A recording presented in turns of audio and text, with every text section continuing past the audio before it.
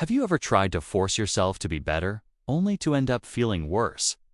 We often think discipline has to be harsh, like a strict personal drill sergeant. But what if real, lasting change comes from a place of kindness?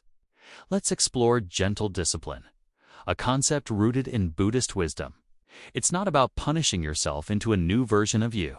It's about treating yourself with the same profound respect you'd offer someone you deeply care about. When you're harsh with yourself, you create fear and resistance inside. But when you approach discipline with respect, you build trust. And it's that trust that allows genuine transformation to happen.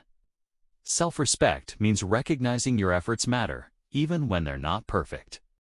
It means you don't insult yourself for slipping up, but you also don't abandon your goals when things get tough. This kind of discipline whispers, "I am worthy of patience."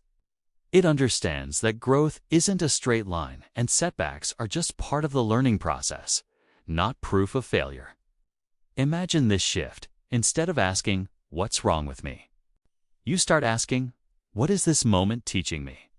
That change in perspective is incredibly powerful. It turns discipline from a forceful act into a form of deep listening. When you consistently show up for yourself with kindness, your mind begins to feel safe. And a mind that feels safe is a mind that opens. You stop running from your habits and start understanding them. From that quiet understanding, change begins to flow naturally, without a fight. Gentle discipline isn't weakness.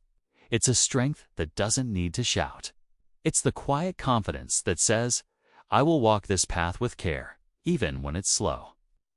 Think about it.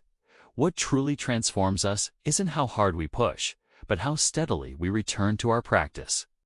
So many of us burn out because we rely on intense bursts of motivation instead of building a gentle, consistent rhythm of care. Intensity feels powerful at first, but it's fragile. The moment life gets uncomfortable, that intense effort often collapses. Consistency, on the other hand, is quiet and patient. It doesn't demand perfection. It only asks for your presence, again and again.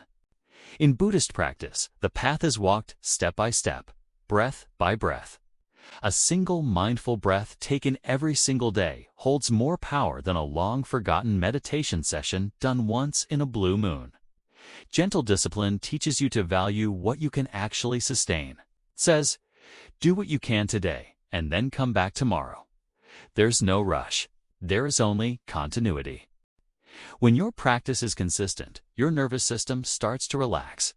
Your mind learns that you aren't here to overwhelm it, but to accompany it on its journey.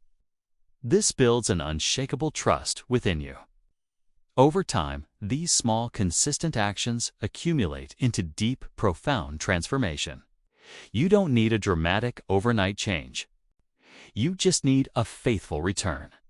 And in that simple act of returning, peace starts to feel natural, not forced. At the very heart of this kind of change is compassion.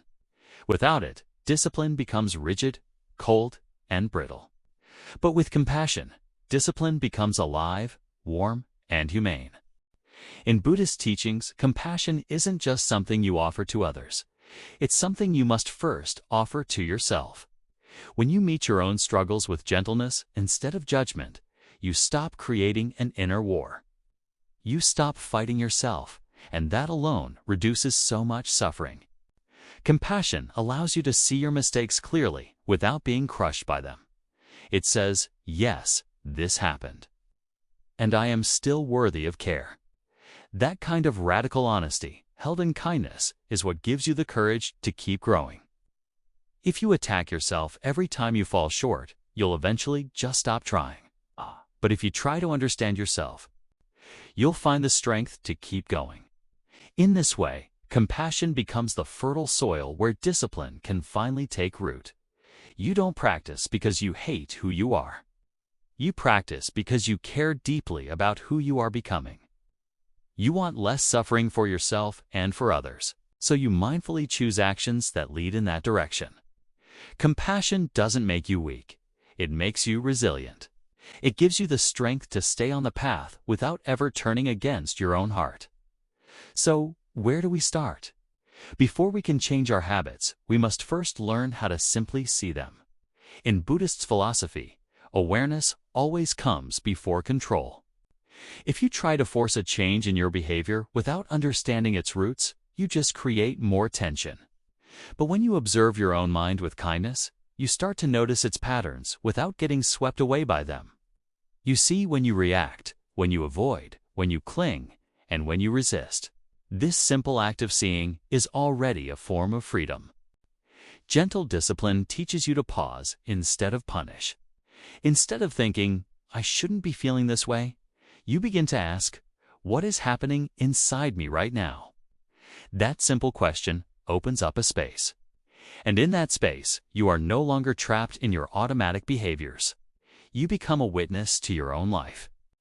When your awareness is kind, it doesn't shame you, it simply illuminates. And what is illuminated can then slowly, gently transform. You don't need to control every single impulse. You just need to understand it.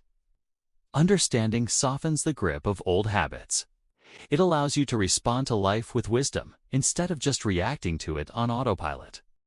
This is why mindfulness is at the core of gentle discipline. You train yourself to look inward with genuine curiosity, not with fear. And as your awareness deepens, your actions naturally begin to change, not because you force them to, but because you finally saw them and yourself with clarity and love.